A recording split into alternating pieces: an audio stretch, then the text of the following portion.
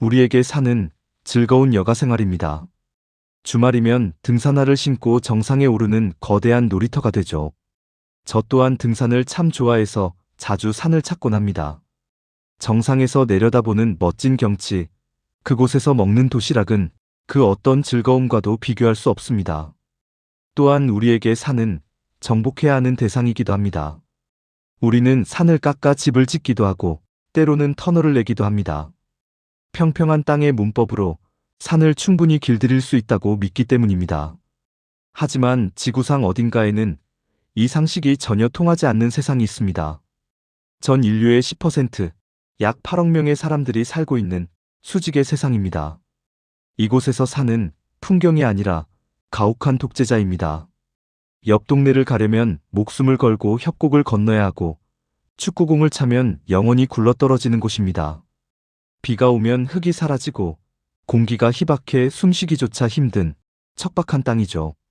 도대체 이들은 왜 이토록 가혹한 곳으로 올라갔으며 어떻게 중력을 거스르고 그들만의 문명을 꽃피웠을까요? 오늘 우리는 여러분이 알던 산의 낭만을 걷어내고 그 속에 숨겨진 치열한 생존 전략을 살펴보려 합니다. 해발 4,000m, 산소 농도가 평지의 60%밖에 되지 않습니다. 이곳에서 가장 먼저 바뀌는 것은 신체입니다. 히말라야 고산족의 흉곽은 마치 드럼통처럼 두껍습니다. 평지인보다 30% 이상 확장된 폐를 가지기 위해 늑골의 구조가 바뀐 것이죠. 피는 더 진하고 끈적합니다. 희박한 산소를 단 하나도 놓치지 않고 운반하기 위해 혈액 속 적혈구 숫자를 극한으로 늘린 결과입니다. 환경은 수천 년에 걸쳐 그들의 유전자를 개조해왔던 겁니다. 걷는 법조차 우리와 다릅니다. 평지의 우리는 뒤꿈치부터 내딛는 걸음에 익숙하지만 경사 40도의 비탈에서 그런 보행은 자살행위나 다름없습니다. 산악지역 사람들은 본능적으로 발 앞부분이나 발바닥 전체를 이용해 지면을 움켜쥐듯 걷습니다. 이에 맞춰 아킬레스건은 더 짧고 강하게, 종아리 근육은 더 위쪽으로 발달했죠.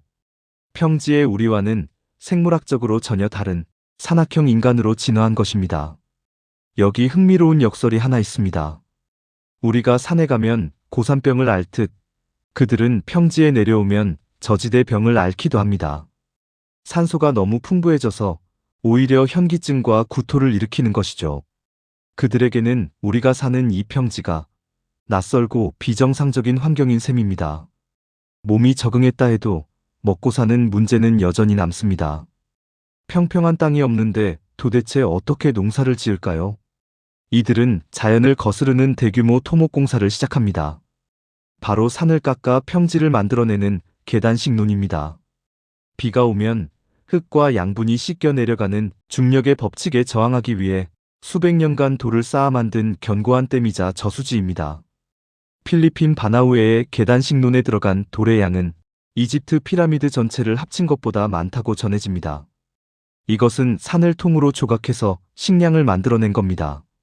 이 경이로운 구조물은 산악사회 특유의 강제된 협동을 만들어냈습니다. 물은 위에서 아래로 흐릅니다. 윗집이 물길을 막으면 아랫집은 굶어 죽습니다. 반대로 아랫집이 축대를 보수하지 않으면 윗집의 논도 함께 무너져 내립니다.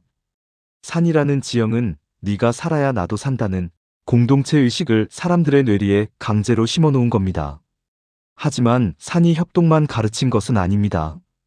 때로는 철저한 단절을 강요하기도 했습니다. 여기 파푸아뉴기니의 지도를 보시죠. 한반도보다 조금 큰 면적에 무려 800개가 넘는 언어가 존재합니다. 그 이유는 바로 저 험준한 산맥 때문입니다.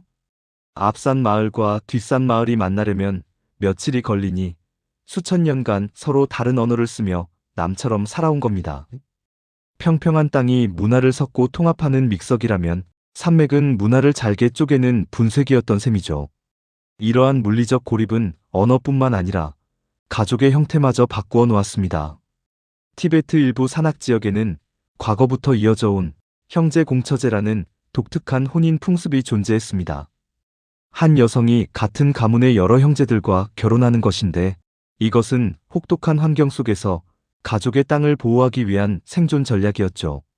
산악지대에서 농토는 생명과도 같습니다. 만약 형제들이 각자 결혼하고 땅을 나누어 가진다면 그 땅은 더 작은 조각으로 나뉘어 생산성이 크게 떨어질 겁니다. 노동력과 땅의 자원을 한 집으로 집중시키기 위한 전략. 그들의 독특한 결혼제도는 가파른 산이 강요한 슬픈 생존책이었던 것이죠. 그런데 말입니다. 이 지독한 단절과 고립된 환경은 역설적으로 세계 최고의 부자 나라를 만들기도 합니다. 바로 스위스 이야기입니다. 산악지대에서는 무거운 것을 옮기는 비용이 물건값보다 비쌉니다. 철광석이나 무거운 곡물을 팔아서는 도저히 운송비를 감당할 수 없죠. 그렇다면 산속에 갇힌 이들은 무엇을 팔아야 했을까요? 그 답은 가볍지만 비싼 것이어야 합니다. 철 1kg을 그대로 팔면 몇백 원이지만 그것을 깎고 다듬어 시계 태엽 1kg으로 만들면 수억 원의 가치가 됩니다. 부피는 줄이고 가치는 극한으로 높이는 기술이 중요해진 겁니다. 겨울이면 눈에 갇혀 6개월간 고립되는 환경은 작업실에 앉아 무언가를 집요하게 파고드는 장인 정신을 길러냈습니다.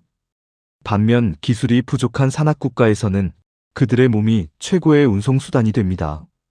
히말라야 셰르파들은 헬기나 자동차로는 갈 수 없는 곳으로 짐을 옮깁니다.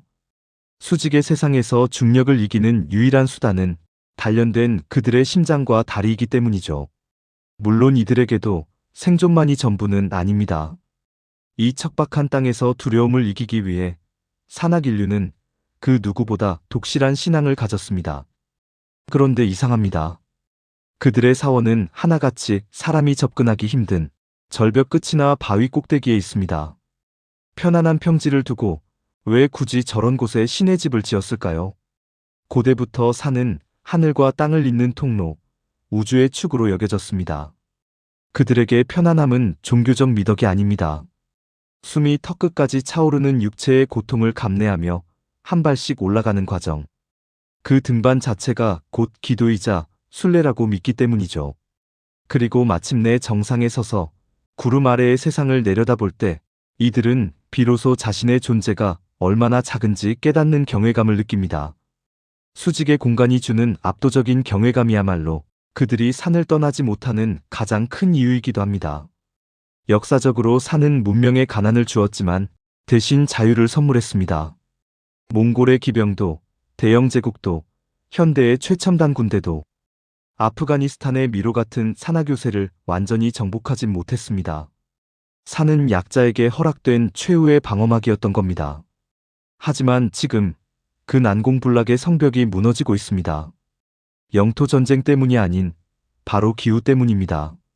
지구온난화로 만년설이 녹아내리면서 산악 문명의 근원인 물 저장고가 줄어들고 있습니다.